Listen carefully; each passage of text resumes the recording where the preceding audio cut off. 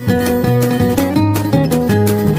Students, आज अपने इस वीडियो में करेंगे आपके एक्सरसाइज 9.1 का क्वेश्चन नंबर 14, जिसमें कहा गया कि ए 1.2 मीटर टॉल गर्ल, यानी यहाँ पर ये कोई गर्ल दी है डायग्राम में 1.2 मीटर लंबी, जो स्पोर्ट से balloon moving with the wind in horizontal line. यहाँ पर ये कोई बैलून है जो कि हवा के according 88.2 metre from the ground, ground से यानी कि जहाँ इस लड़की के पैर हैं उस जगह से इसकी लेंथ कितनी है, हाइट यानी कि 88.2 मीटर है। वहाँ से इसने जो एंगल बनाया, जब इस लड़की ने बैलून को देखा तो इसका एंगल बना 60 डिग्री। आफ्टर सम टाइम यानी कुछ समय बाद इस लड़की ने दोबारा देखा तो बैलून जो है वो उड़कर आगे पहुंच गया। ऐसे में उसका एंगल जो है इस वक्त रिड्यूज हो गया, कितना बन गया 30 degree. Find the distance travelled by the balloon during the interval, यानी कि इस पॉइंट पर बैलून था, यहाँ तक पहुंचने में जो उसने डिस्टेंस ट्रेवल किया वो हमें फाइंड करना है। तो सबसे पहले समझिए डायग्राम को कि ये एक गर्ल है, यानी ए बी पॉइंट पर अपने गर्ल मान ली 1.2 मीटर की। वहीं पर ऐसा मान लेते हैं कि ये हमारा कोई बैलून था, है ना, ये वाला बैलून, इस पॉइंट को मान लिया डी और इस पॉइंट को यहाँ पर जो इसकी आंखों के साथ एंगल बनाएगा इसे मान लेते हैं सी। ओके, तो ये एंगल कितना बनाया इसने, ये बनाया है 60 डिग्री। वहीं पर आफ्टर सम टाइम यानी कुछ समय बाद ये बैलून ग्राउंड लेवल से इतनी दूर चला गया, यानी कि यहाँ पहुँच गया। इस वक्त इस पॉइंट को और इस पॉइंट को नेम दे देंगे, यानी यहाँ से जो एंगल बनेगा अगेन ये वाला बैलून के साथ, ये है 30 डिग्री। कितना है 30 डिग्री। और साथ ही साथ इस पॉइंट को और इस पॉइंट को नेम दे दिया ई और ये दे दिया एफ। ओके, नीचे वाले जो पॉइंट है इनके अंदर आप चाहो तो इसे जी दे दो, इसे एच दे दो। और हमें एफ से जी जो है वो दिया है 88.2 मीटर। ओके, यहां से यहां तक वाला। तो सबसे पहले मैं यहां लिख देता हूं आंसर नंबर 14 के लिए, हाइट ऑफ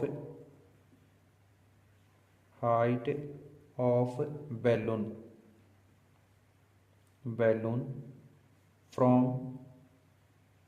गर्ल्स, या गर्ल है, गर्ल एप्सिस्ट्रॉफी लगा के आइज बोल देते हैं, यानी उसकी आंखों से, ना कि उसके पैरों से, इजिकल टू कितना है, तो वो हमें पता है 88.2 था। ये तो आपकी टोटल हाइट 88.2 माइनस लड़की की हाइट है, उसको माइनस करना पड़ेगा, यानी 1.2। तो इसे माइनस करें तो 0.2 से 0.2 कट गया, 88 में से 1 माइनस किया, यानी 87 मीटर आ गया। ये है बैलून की एक्चुअल हाइट। तो अब आप देखिए यहाँ पर 90 डिग्री बन रहा है और यहाँ पर 90 डिग्री बन रहा है। तो ए सी और डी अगर इस ट्राइंगल को लेंगे तो इसके लिए 60 डिग्री लेना पड़ेगा। ए ई और एफ अगर इसे लेंगे तो इसके लिए 30 डिग्री लेना पड़ेगा। तो एक बार मैं 60 डिग्री की ले लेता हूं इन ए ट्राइंगल ए सी और डी। कहां पर है, ए सी और डी, यानी 60 डिग्री एंगल के लिए। तो मैंने कहा इसके अंदर सिर्फ आपको इस साइड को नहीं फाइंड करना होता, तो इसलिए tan ही यूज में ले लिया करो। tan एंगल क्या है 60, वो ले लिया। इक्वल टू में tan के लिए फॉर्मूला क्या होता है, तो मैंने आपको ट्रिक बता रखी है ना, पंडित बद्री प्रसाद अपॉन में हर हर भोले, यानी P/B होती है। तो P का मतलब परपेंडिकुलर, तो 60 के सामने वाली साइड कौन है, ये वाली, यानी CD रहेगा परपेंडिकुलर अपॉन में बेस। तो बेस तो अपन ने सिर्फ C तक लिया था, यानी AC आ जाएगा बेस। ओके, यहाँ पर tan 60 की वैल्यू कितनी होती है, तो tan 60 की वैल्यू आप देख सकते हो होती है √3, जो कि मैंने आपको बेसिक वीडियो में सिखाई थी निकालना।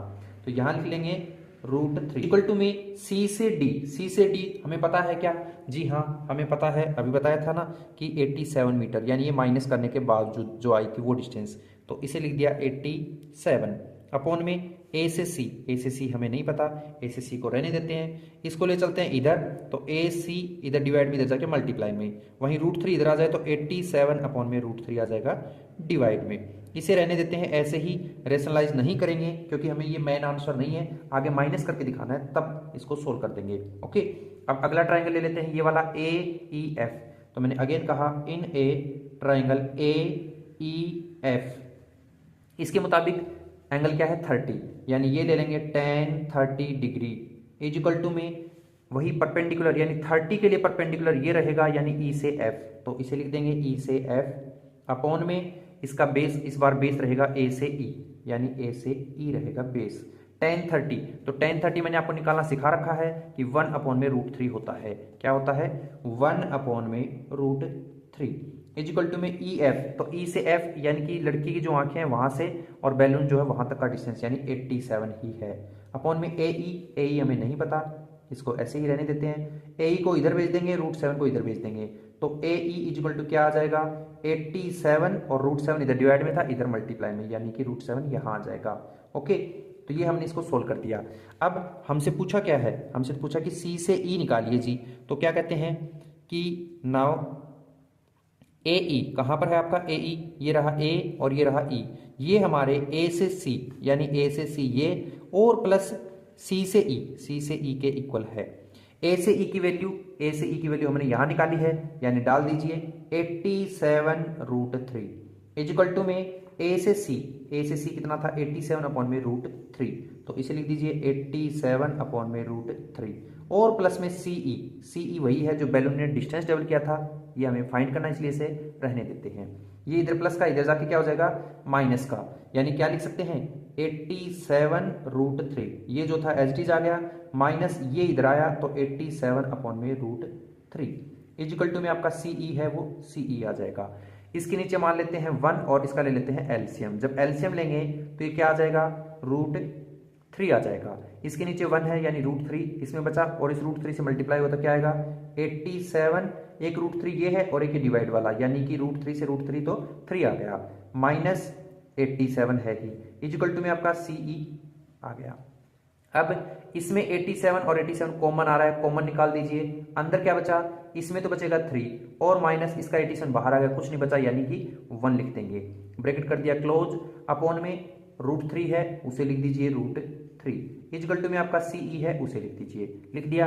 अब 87 है इसे 87 लिख दीजिए और ब्रैकेट में जो 3 - 1 है इसे लिख देंगे 2। ओके, और जो √3 है ये यानी कि डिवाइड में है तो इसे डिवाइड में ही रहने देंगे, बट हमारा ये फाइनल आंसर है इसलिए इसे करेंगे रेशनलाइज, यानी रेशनलाइज करें √3 से ऊपर और √3 से नीचे मल्टीप्लाई इजिकल टू में सीई है सीई लिख देंगे। अब देखिए √3 को √3 से करें 3 आ जाता है और 3 से ये कैंसिल हो रहा है कितने टाइम 29 टाइम। ओके, और 29 को 2 से मल्टीप्लाई करें यानी 29 2 जा होता है 58, तो ऐसे में कौन बचा √3, तो इसे लिख देंगे √3 साथ में मीटर सीई। तो फाइनल डिस्टेंस सीई कितना ट्रेवलिंग करेगा 58√3 मीटर डिस्टेंस ले लेगा, यानी यहां कह देंगे क्या hence distance travelled by balloon is कितना, ये जो आपका आया है ये आंसर 58√3 और साथ में मीटर, ये हो जाएगा फाइनल आंसर। ओके।